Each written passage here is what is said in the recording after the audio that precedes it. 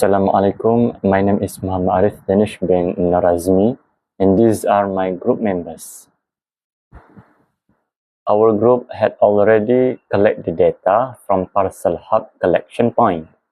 The location is in Student Center Building, UITM Machang.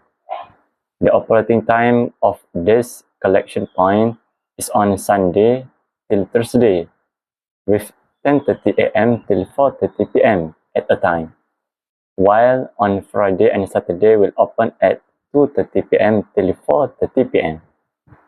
And our group had observed on Monday in 11:15 a.m. till 11:45 a.m. with the number of server is only one. Like you can see in this slide, comes with two proving picture.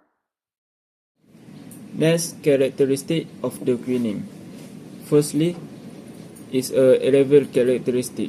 There are three types of arrival characteristic, which is size of the calling population, behavior of the arrival axis, and pattern of arrivals at the system. For the size of the calling population for the parcel hub is unlimited, where the number of potential parcel hub is customer seeking service is large. For the behavior of the arrival axis for the parcel hub is Poisson distribution, where 18 customer per 30 minutes record. Lastly, patterns of arrival at the system for the parcel hub is patient, where customer waiting in line calmly until it is their turn. Second is the waiting line characteristic. There are two types of waiting line for the characteristic is the length of a line and queue discipline. For the length of a line for the parcel hub is unlimited because there is no maximum limit to the number of customers that can wait in the queue. Also, the parcel hub customer can continue to join the queue even if it becomes very long. For the queue discipline, for the parcel hub is first in, first out. Where the parcel hub customer that arrives first at the payment counter is the first one to be served. Next, I will explain about service facility characteristic. Firstly, the service system configuration of Parcel Hub in UiTM Machang has a single channel system in which there is only one server.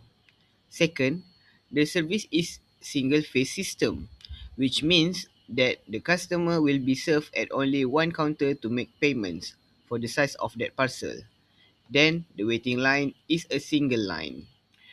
The assumption for pattern of service time follow the exponential distribution in which the mu is equal to 18 customers per 30 minutes, which means that the server took 1.98 minutes per customer on average in 30 minutes.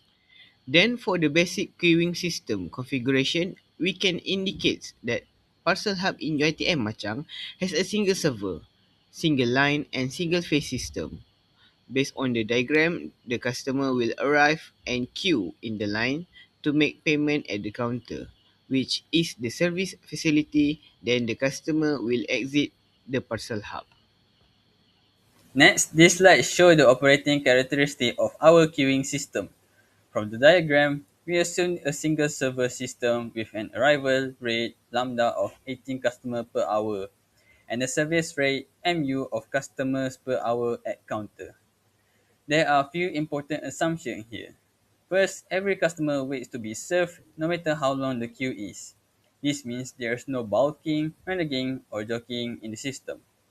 Second, arrivals are independent of each other and the arrival rates remain constant over time. Third, service times are also independent, but we assume their average service rate is known.